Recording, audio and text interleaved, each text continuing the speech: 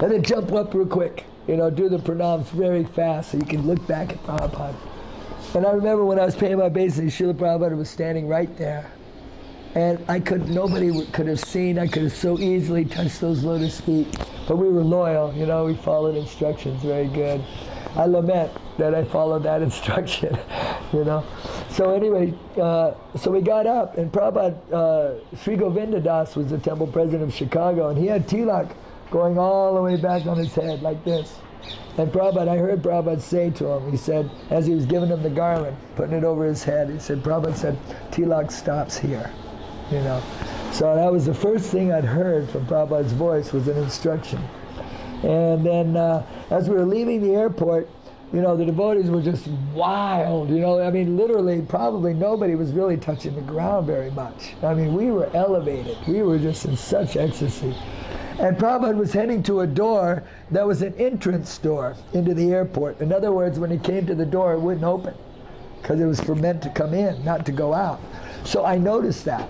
So I ran to the front and I forced this door open, you know. And just as I did, Prabhupada walked by and he goes, "Thank you very much." You know, and I, whoa! And then off, back up to the ceiling I went.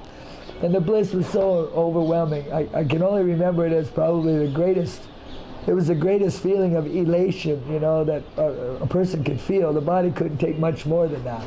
The bliss was so incredible. So then they took a long way to get back to the temple.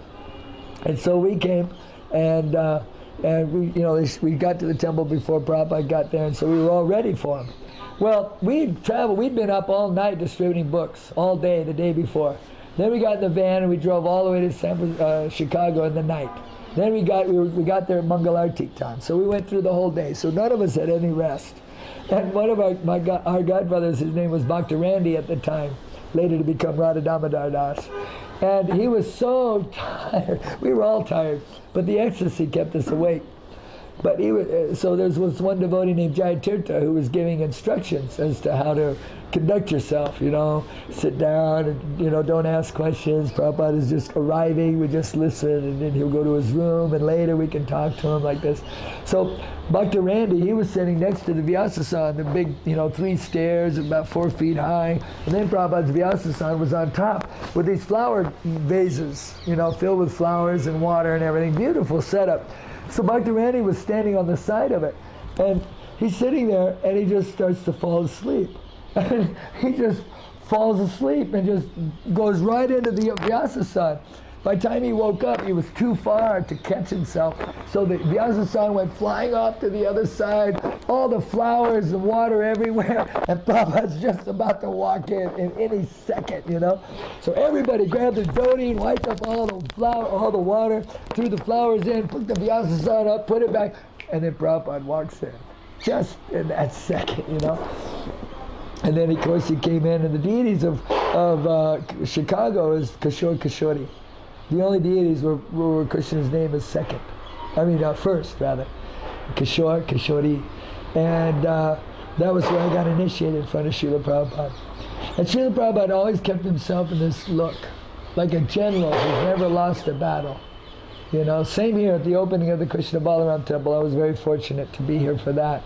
And when Prabhupada did that artik in front of everybody, and he'd turn and look at the crowd, he had this look like, what else do you expect? You know, another victory. And it was the greatest victory. He established the Krishna Balaram Mandir. And, but Prabhupada always had this aura about him, that he was giant. He was always so big, you know. And I distributed his books. That was my service. And although I was a painter in school, I was a major in school was art, painting portraits in particular. And but the temple authorities would never let me go to Los Angeles to paint because I was always distributing the books. So I never got to do my heartfelt service for Srila Prabhupada. But Prabhupada always was, you know, one thing is that he always cared, because he always made the effort for us to remember Krishna. Prabhupada was such a compassionate person. in the sense that, now, for example, coming from America, you know, we're all products of unwanted, you know, we're unwanted children. You know, mothers and fathers are usually drunks or something, you know, and they get illicit sex and they have a baby and they don't want the baby because it ruins their enjoyment.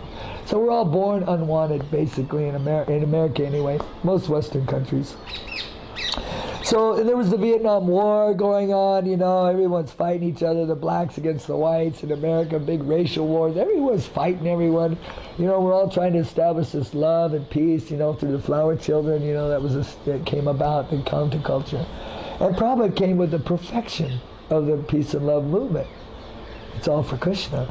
You know, you offer flowers, you offer incense. Krishna's in the heart of every living entity, no eating meat, no killing. So the perfection of what we were looking for was what Prabhupada brought us, you know. And for us it was absolutely treasure beyond treasure. I mean, you can't imagine the treasure. And the feeling of love. Prabhupada didn't want anything from us, except that he wanted us to love Krishna. And he always emphasized that, to always remember Krishna, never forget. Now our movement has kind of lost track with that. We're not remembering Krishna so much. We're kind of doing the rounds, we're following the principles, we're doing what we're supposed to do externally, but we're not remembering Krishna. And this is why devotees are, you know, that the movement is having a little problem in its time now, in this particular time of life. But in the early days when Prabhupada was there, we had 5 classes a day. We had Bhagavatam, we had Nectar Devotion, we had Teachings of Lord Chaitanya, we had Bhagavad Gita in the night, and then we had Krishna book in the evening. So we were always talking about Krishna. When I first came through the door, I saw these 2 girls. I said, who are these 2 beautiful girls? He said, no, that's Krishna, and that's Radharani. And these other girls, these are all Krishna's girlfriends. And I thought, wow, really? Krishna dances in the night, he has love affairs with girls? Wow, this is your God? This is pretty cool.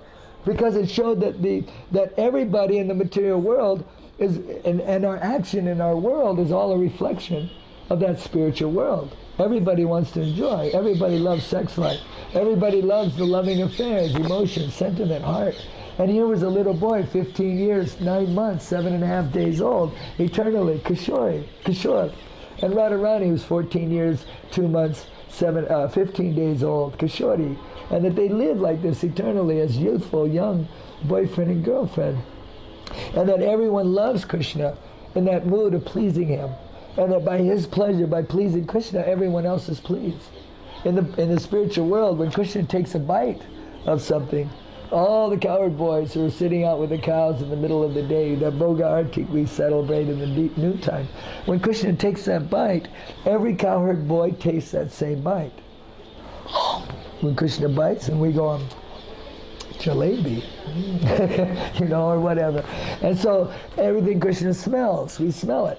You know, everything that Krishna feels against his skin.